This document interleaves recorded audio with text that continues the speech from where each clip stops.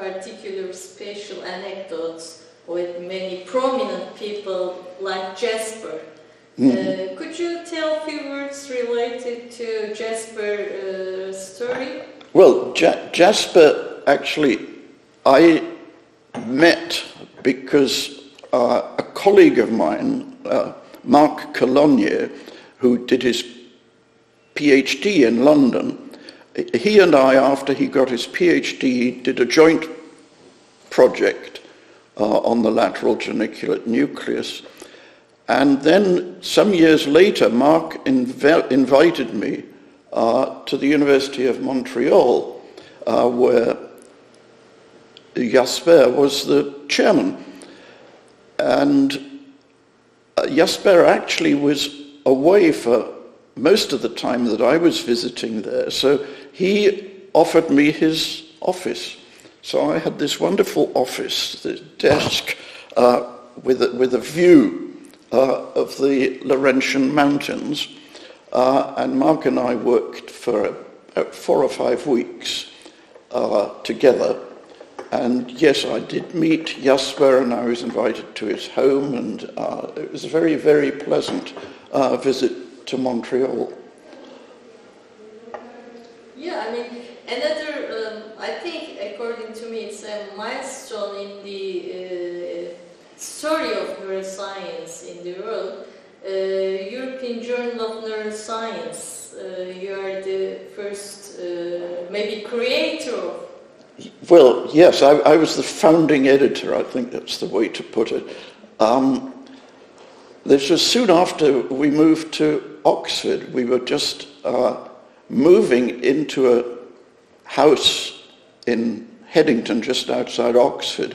It was a very, very cold day in January, and it was about 6 o'clock in the evening. I was dirty, unkempt, and the telephone rang, and I answered it, and it was Wolf Singer calling. He and 3 of his colleagues representing the European Society for Neuroscience were visiting Oxford to talk to Oxford University Press about starting a European Journal of Neuroscience. And they rang me to ask whether I would meet with them to discuss the editorship. And apparently they'd met with OUP, and OUP said, well, who's going to be the editor? And they said, well, we haven't thought about that yet. So OUP said, well, you better start thinking. So they rang me up, and I had quickly to wash and clean myself and put on a clean shirt and jacket.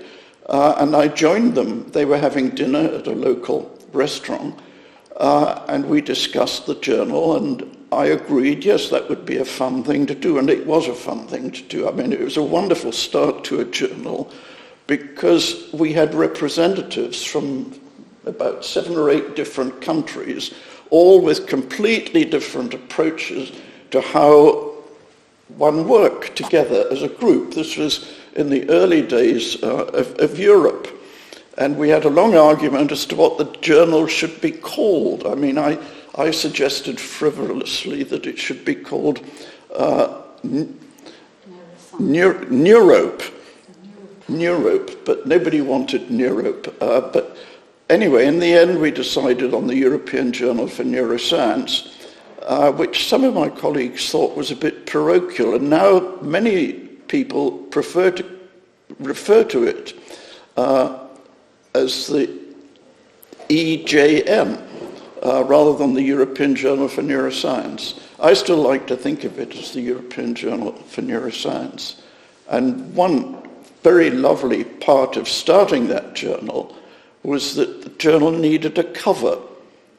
And I worked with OUP for quite a while to try to get a nice looking cover, and they produced some really rather ugly versions.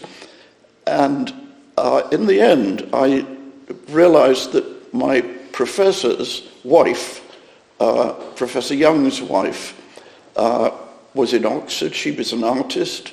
She did some wonderful illustrations using neural themes based on her husband's work. And she then designed a really very lovely cover for the first 5 years of the European Journal. And if you go back and look at the early copies of the journal, it has this nice cover. And then, because it's fashionable to change the journal every month, that cover was thrown out. I regret that.